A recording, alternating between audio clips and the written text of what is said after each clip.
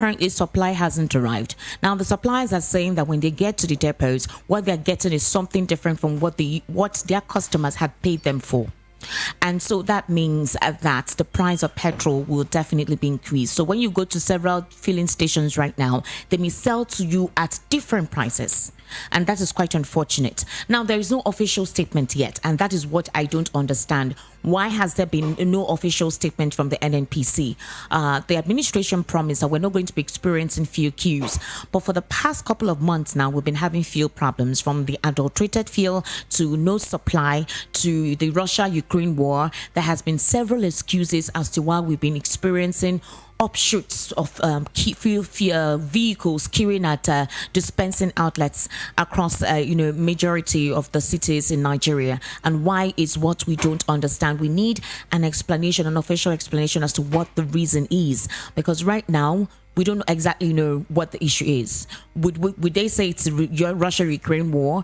Would it be because of supply? What is exactly the problem? Let people know. And then if you intend to increase fuel price, then okay, fine, we'll understand that there is a reason for it. The Yuletide period is already closed. And so right now, there could be a number of reasons. But people need to understand what the problem is, why they're queuing at fuel stations, and then there is no official story. There's no official statement concerning why we're beginning to experience it's come back again at majority of the filling stations, and these cause traffic.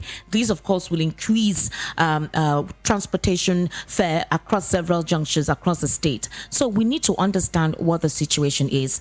Now, back to what we need to talk about today. Welcome to Issues in the News. And what do we discuss in Issues in the News? We discuss issues that affect the polity. Every segment of the society is basically what we talk about. This is the campaign season, like I always reiterate when this program commences, meaning that most issues may be politically inclined. But this time around is an economic situation we need to look at. And it is very vital that we discuss this, because this could be one of the reasons why we're experiencing these queues we're experiencing right now. So, yesterday, the CBN governor, that is the Central Bank of Nigeria governor, said something.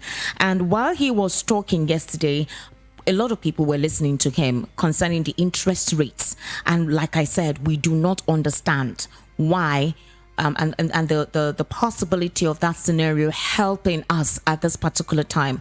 I'm not an economist, so I may not understand exactly what is occurring. But then, like I said, maybe this could explain what we're experiencing now. Now, like I was saying earlier, that commuters are already complaining concerning the few queues that have resurfaced across several areas, especially in Lagos. I don't know right now if you are in Lagos, if you're at a filling station, I would implore you that when we open the phone lines, you can call us and tell us exactly what you're experiencing, because the hike in transportation fare it's not anything to write home about. And like I said, most filling stations are selling at 200 naira per liter, and there are queues in such filling stations at this particular time of the day. So that is something I feel we will discuss, during the course of the program. However, we're looking at the interest rate, which was announced yesterday by Godwin Emefiele, the governor of the Central Bank of Nigeria, who disclosed that 16.5% interest rate. And private sectors are already predicting factories would shut down. There will be higher bad loans. Why am I talking about this? Like I said, if we do not understand what this means, then we wouldn't be able to understand what the trajectory will be in several economic sectors in the country, especially for those who import, especially for forex, especially for consumables and domestic items that we rely on in this part of the country, and a couple of other businesses as well that are oriented towards, when things like this come up.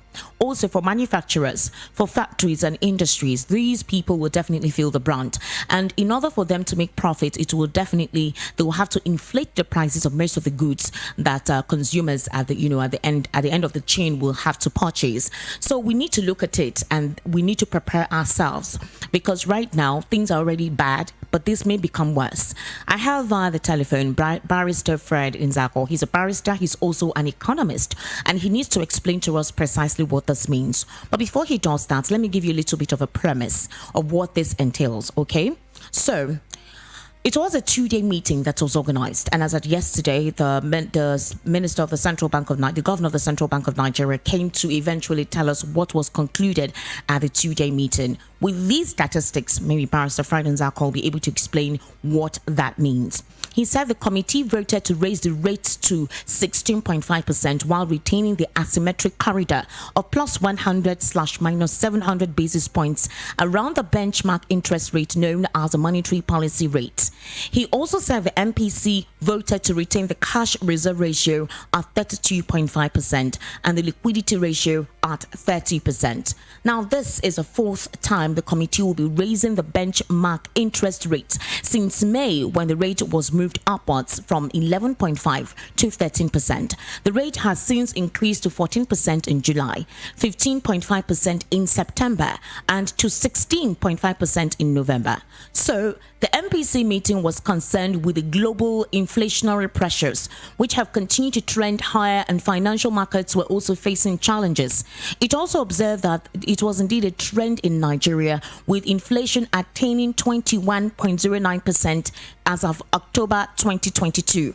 Now, you will recall, especially for a lot of us economists, that from 15.92% in March earlier in the year to 21.09% in October, and this is due to cost of production, demand, and external factors. These external factors, I want Barrister Friday Nzako to actually explain what external factors are. Now, operators in the nation's manufacturing sector saw their combined debts to Nigerian bank rise from 4.09 trillion naira in December 2021 to 5.1 trillion naira in September 2022.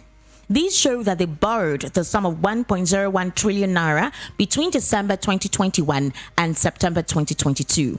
Now, with the increase in debts, stakeholders have maintained that the current double-digit lending rate was unfavorable, as it had a direct impact on the cost of production and the competitiveness of the sector.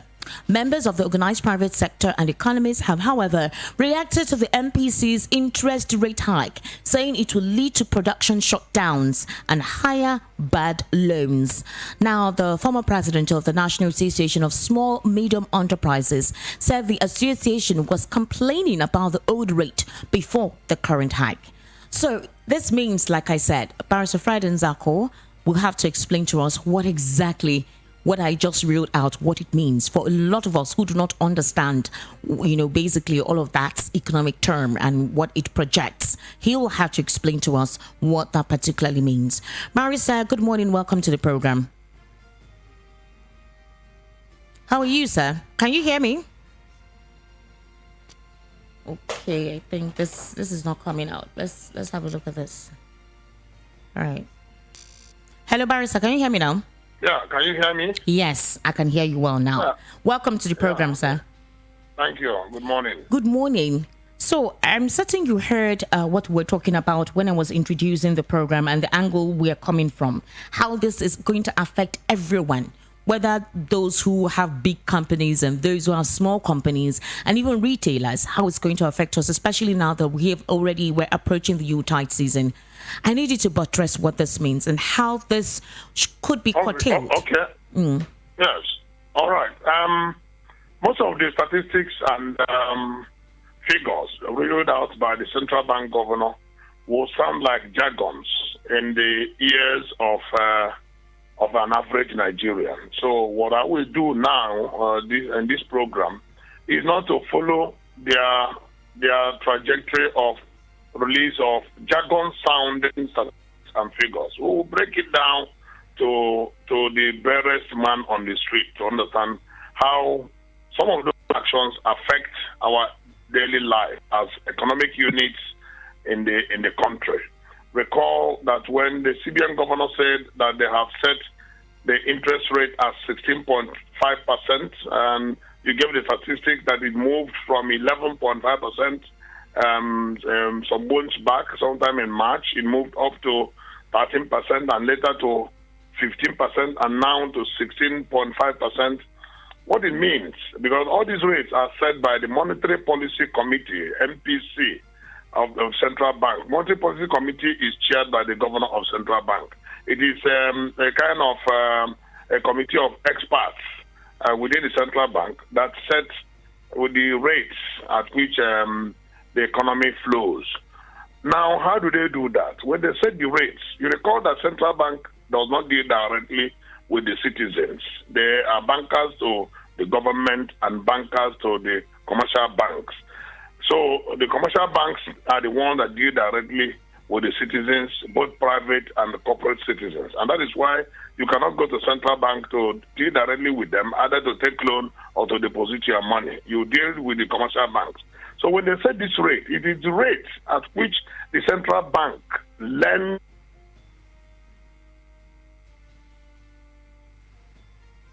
Hello, Barrister. And okay. the rest of us in the society, right. the citizens in the country. So the central bank will now lend to the commercial banks, who are intermediaries. The commercial banks themselves will now lend to the economic personality, the citizens. That is why when the central bank says the interest rate is 16.5%, and possibly you expect that when you go to commercial bank, they will lend to you at 16.5%. No. And by the time they get this money from the CBN at 16.5%, they do their markup, and with all other issues and factors that they bring in. And by the time you now go to the central bank to lend, to take money for any business, they will be telling you between 26 and 32%, depending on the nature of business and the bank that you have approached and their sources of funds. These are all issues. Because some of these banks, they even source their funds offshore. And that means even the money that they give to central bank, they lend from other foreign banks abroad and give to central bank. Apart from the ones that they gather around as depositors' funds and shareholders' capital. So when you talk about interest rates going up, so if the central bank has set the interest rate at 16.5%, that simply means that the interest rate, as quick the banks will lend to the citizen, will obviously go up.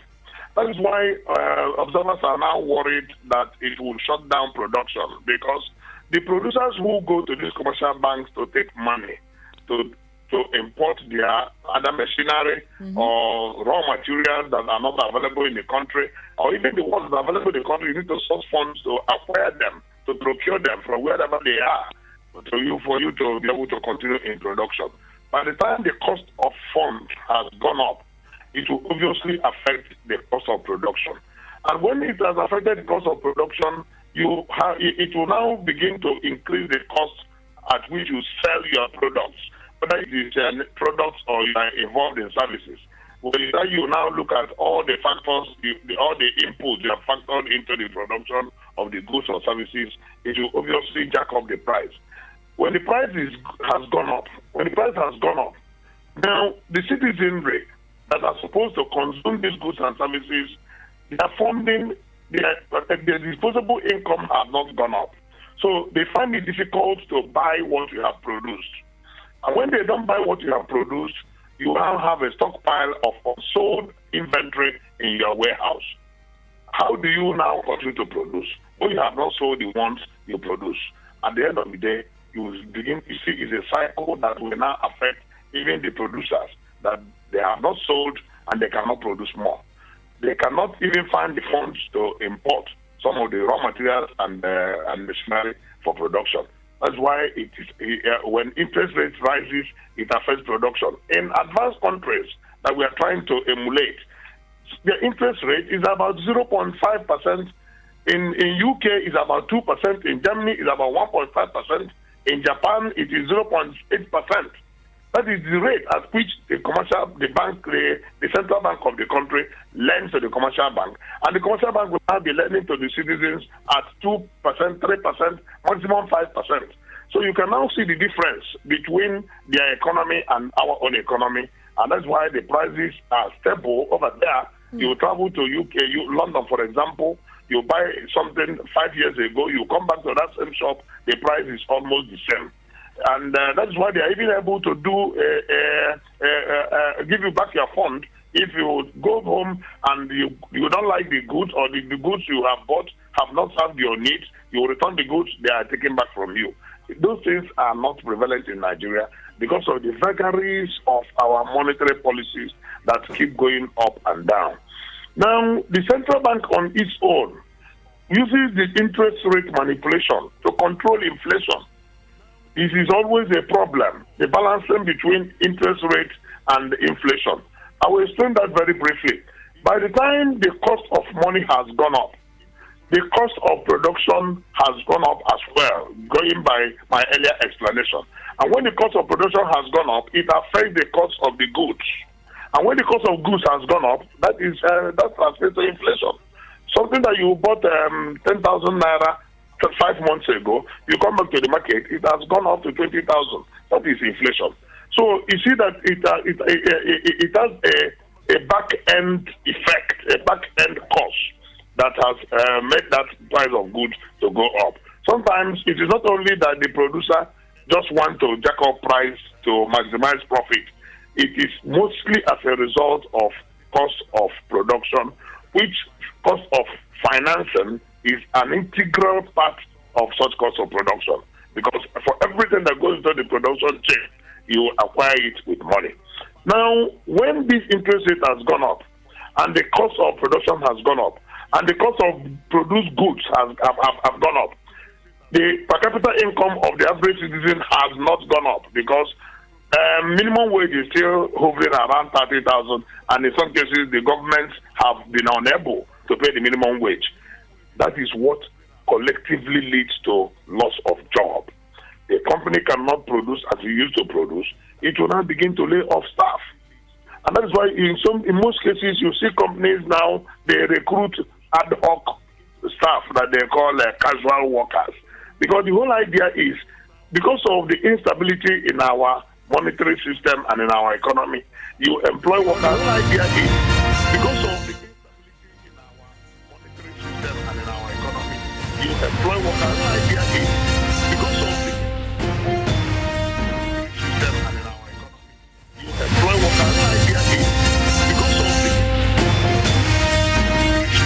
our economy, you employ workers. The whole idea is, because of the system and in our economy, you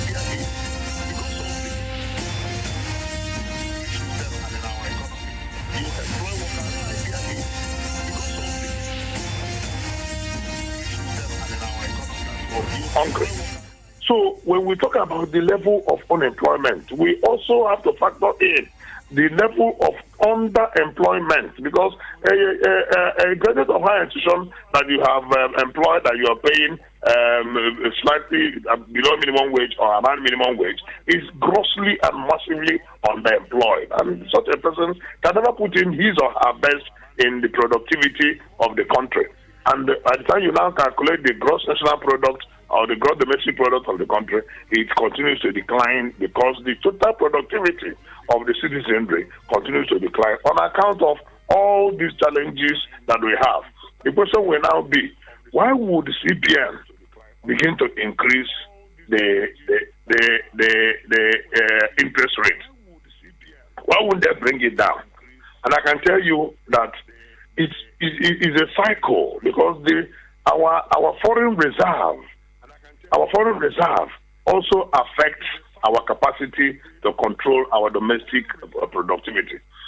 One of the major, I keep saying this, things that need to be done in Nigeria to enhance our productivity, that over time will begin to bring down our interest rate, is provision of affordable energy, which is electricity, whether it is by hydro or by gas or by solar. But let people have electricity to work, because it is not only the cost of raw materials and machinery that is the problem. The major challenge facing the production industry today in Nigeria is the challenge of electricity. When diesel, if you don't have electricity and you have to use generator, and diesel is selling for between 790 to 800 naira per liter, how do you cope? You must keep your machinery running. In some factories, the machines should not be put off. They will run for continuous period of 6 months before you now switch them off to turn them around and maintain them. So, and by the time such energy cannot be provided, the companies now look elsewhere They begin to think of going to another country that has electricity for them to remain in production, and they hope to ship the produced goods to Nigeria. And that is why virtually everything consumed in Nigeria, in fact, 90% of goods consumed in Nigeria are imported, especially the industrial goods are imported because our productive capacity has shrunk so badly on account of lack of energy. All right, Barrister, what does with all you have explained, basically, at least let's just say you try to explain to most of us who do not understand the statistics, on what the CBN governor said. What does this portend when it comes to Nigerians now that the year is winding down? Does it mean more poverty experienced? Inflation has gotten worse? What exactly does this mean? What such increment in interest rate portends is it becomes costlier to access capital. It becomes costlier to access funds. And when we talk about capital, we are more interested in investment capital, not in consumption capital. Not for you to go to the bank and take loan to go and marry a new wife or to acquire a new automobile or to consume in your household. We're talking about investment capital. So when investment capital has become expensive, it will obviously affect prices of goods and services. And that means continued inflation. And that is why the inflationary trend today is on a galloping scale. And when inflation has gone up, it affects the disposable income in the hands of the citizen. If, for example, your salary is 80,000, let me take for example, and you used to buy a bag of rice, 20,000. That means that if you spend all your salaries in buying rice, you will buy about 4 bags of rice. But today, that a bag of rice is 55,000 naira or thereabouts. That means you cannot even buy 2 bags of rice. So that means the income in your hand to be able to buy the things you need.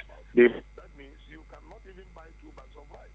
Hello? And requirements and everything, the clothing inclusive, has reduced on account of increased inflation due to increase in interest rate. So that is why it is a cycle. So what affects one affects the other. So how do we help ourselves this period? Because I don't know if you listened to me when I was introducing the program. It seems there's a capsizing in every segment and nobody's explaining why. Right now, nobody's explaining why. The president is to unveil the new, the redesigned Naira notes today.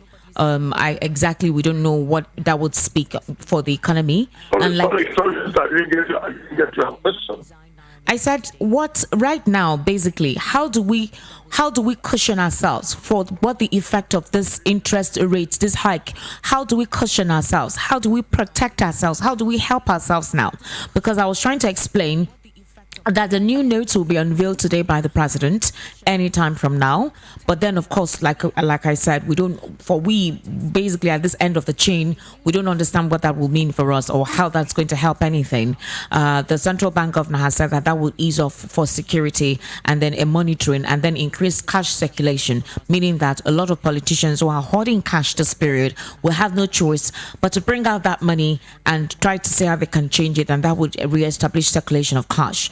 But in the meantime, with what has been announced yesterday, at the end of the tunnel, at the end of the chain, whether supply chain or production chain or consuming chain, how do we protect ourselves? How do we forestall what this would mean at the end of the day?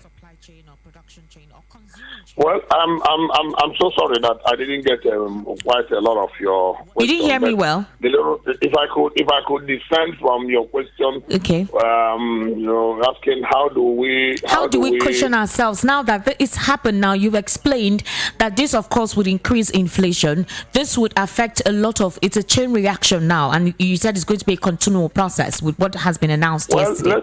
Let's talk as economic unit at the micro level. Okay. Let's speak to the individuals whose disposable income will be adversely affected by the attendant inflation that will follow this increase in interest rates, as we have explained. What the only option that is left for the economic unit as individuals is to prioritize your expenditure. prioritize your expenditure in the sense that you have to be very careful and draw your scale of preference, and then spend your meager income on the basic necessities to continue to stay alive. And of course, you know that in elementary science will tell you that the basic necessities of life are food, clothing, and shelter. By the time you take care of your shelter, because you cannot live under the tree, you will think of your clothing because you cannot move around naked. And then in doing that, you have to be conscious of your income. And then you must eat to stay alive. It's only when you have taken care of all these three that you begin to look around to think of something else to do with whatever that is left. It is after such provision of such requirements that you begin to think of how much do I save. And of course, you know, in economics, savings is equal to investment. It's from what you save, and you'll be able to invest. Now, it is not easy, or it doesn't come cheap to even access finance because of the high cost of access to finance. So people will now rely on savings that for them to be able to invest, even on micro and the medium scale level. But how much it will be available for you to save? These are the challenges. So at the individual level, and that's why we say that every man or woman is an economist, because the way you manage your finances is the same way that the government or the state should manage the state finances. If you have not much and you go into a wide profligacy, it will obviously hit you badly, and you will not have anything for the rainy day. And that is what Nigeria is going through as we speak today, where we borrow so much, and we now even borrow to service our debt. So it's a very terrible situation that Nigerians have found itself. Wow, Barrister, that was quite elaborate. Thank you very much. Thank you so much. I will still keep you on the phone line because we may have persons who want to ask questions for you to explain some certain things while the calls are coming in. So I would appreciate if you would stay on the line. So whenever questions come in, then you can be able to respond to it, sir. Thank you. Thank you, sir. All right, the number to call 0700 903 903 903 0700 903 903 903. That is the number to call. We're currently streaming live on YouTube. All right, so if you haven't subscribed, do subscribe on YouTube. Voice of the People 90.3 FM, and you can virtually be part of the conversation. And anytime any program comes on, you're definitely going to get notified. All right, you get quickly notified on whatever it is that we're talking about on any of the program of your choice. And of course, you can send a message on WhatsApp 0700 903 9039 0700 903 9039, while the call is 0700 903 903 903. Hello, good morning. Hello. Good morning. Good morning. Welcome to the program, sir. Yeah. My name is Arinze Ikechukwu. Arinze, welcome. Calling from Chicago. All right, sir. Go ahead, sir. I want to sincerely thank the barrister for breaking it to the layman understanding, of which I am part of. You see, it's a shame that we are going through what we are going through today. Now, take for instance, I am into microfinance institutions, and I'm also a manufacturer of fishing of which I will not mention him to avoid the advertising. Okay. Now, some time ago, I obtained a facility from Access Bank. All right. At 6%, including all the charges, legal, fashion, and everything, 6%. Of which my company did not default for a day. It was a 6-month facility. And that bank updated that same facility to 10 million instead of previous 5 million. I was interested because I want to boost my business. Only for me to go for the 10 million again, after checking my turnover, they said I'm qualified for 4 million. Somebody that just paid 5 million without any form of support. Unfortunately, again, the interest rate has gone up to 9%. And I was there kind of, what happened? They said it is the money market value for the time. Wow. Now I'm into micro finance institutions. I empower small scale businesses at 15% for 6 months for 50,000 to pay 57,500 in 6 months. Now they made it impossible for us to operate. Now look at this same increase, like the barrister said. If the bank is getting it for 16 point something percent, be sure of getting it for 26 or 30% from the bank. Now, these small scale businesses, at what rate will I give it to them for them to able to operate their own businesses? Another thing we are talking about here is we talk of the issue of fuel again. I was going to my branch office at Ikorodu. I bought fuel for 213 naira per liter. Not so easy without queuing. 213 naira per liter. Now I'm back in Surulere where I live. The whole station within this area is under lock. How do people move? How do people transact? We are crying there is no power supply.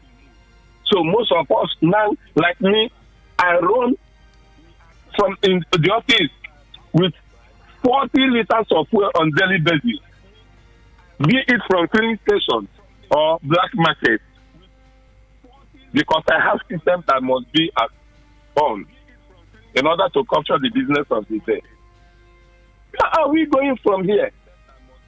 How do they intend to people to survive? Now, and each time these things happen, it affects every other thing in life. It does. It does.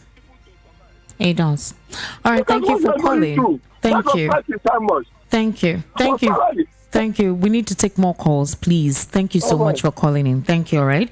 0700 903 903 903. So due to time, we need to accommodate more calls. I would implore you that when you call in on the program, approximately a minute, it's okay for you to say what you want to say, so we can accommodate more calls. All right, let's do that so we can have more conversations and persons can actually share their experiences. We're currently streaming live on YouTube, so if you're at the office or you're somewhere where you cannot make a call, you can send in your comments in there and share experience with us. Right now, there are queues at most filling stations, especially in Lagos. It resurfaced, and like you heard the caller who just called in said he bought petrol for 230 naira per liter just so that he can buy and then get to the office on time. And of course, we're also talking about the interest rate, what the hike means, what it portends for the Nigerian economy now that the year is winding down, especially for small scale businesses and those who have to depend on the loans they get from the banks in order for them to finance and circulate their businesses. We had Barrister Fred Nzako via the telephone who had to break it down for most of us who are not economists and who do not understand the statistics and most of the mathematics that was reeled out when the CBN governor was actually disclosing it yesterday. The number to call 0700 903 903 903 0700 903 903 903, and you can also send us a WhatsApp message on 0700 903 9039 0700 903 9039. So if you are on the road and you're listening to Voice of the People right now, you're currently listening to East News and the news, I need you to call in and tell me precisely, are you in the office or you're queuing at the petrol station to buy petrol?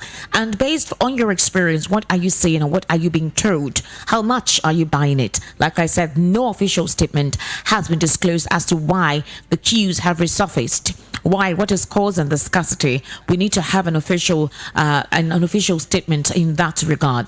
Then secondly, we also talked about the interest rate hike, which was disclosed yesterday by the CBN governor. We had Barrister Fred Ndako on the telephone explaining to us what this portends for the Nigerian economy now that the year is winding down. A lot of buying and selling will begin to occur now. And how would it affect those who import, especially those who do a lot of importation and small scale businesses who rely on some of these loans? The interest rate, can they meet up with it? That's a question we need to ask ourselves. Can they meet up with the interest now that this interest rate hike would mean, or rather would explain what would happen for persons who have to rely on these loans? How do they intend to get back their profits and also pay the banks back, including the interest? Because right now with this, there'll be an interest hike on any of the loans that any individual or business or corporation wants to get from any of the banks. We had a caller who actually explained that. 0700 903 903 903. That is the number to call. 0700 903 903 903. Barrister, are you still there? Yes, I'm here. Yeah, so you heard the last caller who complained about the loan he went to get from one of the particular banks. And does this mean that we would experience more of this now? Yes? You may have to help me by paraphrasing what the caller said, because I didn't get to hear them real time. Okay. So the caller said that he went to collect some loans from one of the banks, and he's an entrepreneur himself, and that it was quite unfortunate. The interest rate the interest that was added for him that he has to pay back. They told him that he wanted a loan of about 10 million thereabout, but they said he's only qualified for 4 million, and this is excluding the interest that he would have to pay back. That is, if he needs to repay the loan, the interest that will be added to it. So, and I'm asking, should we experience more of this, especially for those who intend to get loans or soft loans from most microfinance banks? Yeah, these are the challenges of the system. What it means from the experience of that caller is that they charge him interest of up to 40%. And of course, it is real that in some cases, some of the financial institutions charge up to 40% interest on facilities that they provide. And how can an entrepreneur operate and break even and think of making profit at that rate? Don't forget that these are rates that are per annum.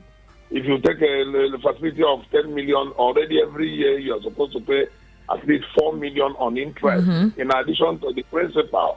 The principal is there. So after the first year, you have not paid, and it is calculated based on compound interest arrangement, whereby at the end of the year, both the principal and interest turns into the principal of the next year.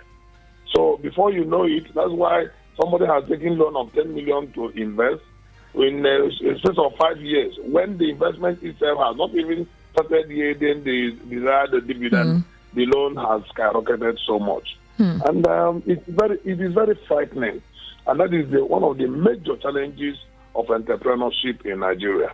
And if the entrepreneurs at small and medium scale will not be able to keep even, will not be able to break even and keep afloat, how will now they employ the few hands that will help them? And that is why there is huge unemployment in Nigeria. So the economic problem is immense, very, very immense, and Nigeria really needs help. When government says they are going to take foreign loan, we keep saying and we keep asking government to apply the loans in productive venture. And the number one productive venture that we need these loans to revive is the energy sector. Because the energy sector takes care of virtually everything. In agriculture, in industries, in services, in commerce, and everywhere you need energy. In the absence of energy, you cannot operate. You just cannot operate. And if you cannot operate, the entire economy, because what makes the economy is the aggregate productivity of all the individuals, of all the economic units, both the individual persons and the corporate citizens that make up the gross domestic product. So if eventually the productivity is so low that individuals cannot produce, the companies cannot produce, how do you expect your economy to be alive? And that's why when we say the Nigerian economy is dwindling and collapsing, we are not just saying that for the sake of saying it. We are not doing well at all. And one of the ways for us to do well is to frugally manage our scarce resources. We earn money through our oil, and but unfortunately, 40 to 50% of our crude oil is stolen. So it does not come into reckoning. And in addition to that, we now import refined products. Exactly, Barrister. By the time we import refined products, we're also spending the scarce foreign exchange that we complain that we don't have. So how will the economy do well? In addition to that, by the time the refined ones that we imported had come in, almost 60% of it is stolen and sold by smugglers across the borders of Nigeria. A lot of things need to be done. Barrister, you do know that the few queues have resurfaced. In fact, it's actually worse today. And it's caused quite a couple of bottlenecks at some bus stations, or will I say filling stations into the expressway on some junctions in Lagos State. And there's basically no explanation as to why that is. But then we've actually seen them. I know some persons are buying petrol at 200 naira per litre, 230 naira per litre if they do not want to stay on the queue. What exactly is going on? The problem that we have in our downstream sector of the economy is essentially that of dishonesty, insincerity, and lack of fidelity to Nigerian economy and to Nigerian people. As of today, government says that we pay humongous amount of money, running into trillions of naira in subsidy. So, if you are paying such amount of money in subsidy, and essentially more than half of what you bring in is stolen and sold across the borders by smugglers. So, what are you then subsidizing?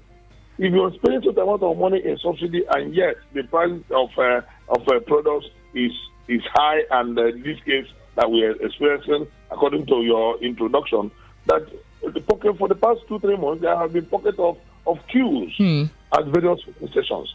So not only that people are exposed to buying adulterated petroleum products, which we experienced some months ago, a lot of man hour is wasted when people leave what they should be doing and go to queue up at petrol stations. This issue of manpower that is lost queuing for petrol is something that by the time you aggregate it, it is a lot.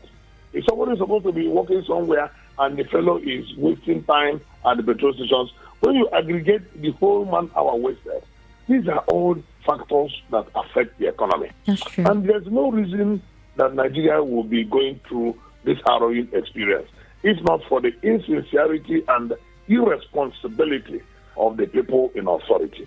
That is exactly what we are seeing today. Wow, Barrister, thank you so much. Again, you still be on the line, but thank you for really elaborating properly. You are so good. You have made us understand, or rather me, understand what this means. 0700 903 903 903 0700 903 903 903. And you can also send your comments on YouTube and we'll read it out on the program. So we're currently streaming live. And of course, a WhatsApp message on 0700 903 9039 0700 903 9039, and the number to call 0700 903 903 903. You heard the barrister explain already. Right now, I'm sure a couple of people are not in the office, or they've actually sent the drivers or any of their attendants to help them go queue at the filling station to buy petrol. And it's gotten to a point where some Nigerians do not even care. All they're interested in is make the product available. All right, whatever amount you want us to buy it, let us buy it, but make the product easily available so we can go about our businesses, we can go to our offices on time, we can go to the market to get what we want to get on time, so we can satisfy our consumers, our customers' demands. So that is basically what. Because I remember yesterday when I was monitoring the news, and then one respondent said, "We do know that this could mean a rise in fuel price. But if it is possible for the product to be in circulation, then fine. Let's go with that. Just make the product available. What is the issue? That's a question that's been asked. Hello, good morning. Good morning. Good morning. Please turn down the audio of your radio, please. Yeah. My name is Olusegun. Olusegun, welcome to the program. Yeah. I'm calling from Ojota. From where? Sorry. I'm calling from Ojota. Ojota, okay. All right. Sorry, there's something I don't understand. All right. They said there is no subsidy for diesel. Then for now we are buying diesel for 780, 800. So I don't know if the Vatican can throw more light to that. Hello? Can you hear me? Yes, I can hear you now. What did you say? Please ask your question again. According to what somebody told me, they said there is no subsidy on diesel. There's no subsidy on diesel? Yeah. Barrister. So I don't know why we are buying for 7,800. Okay, so this caller is asking a question saying that there's no subsidy on diesel, and he doesn't know why they're buying diesel per litre at 700, 800. Yes, there's no subsidy on diesel. That's what the government says, and it's obvious that it's none. And part of the reasons why diesel has gone up is the price has gone up is the issue of demand and supply.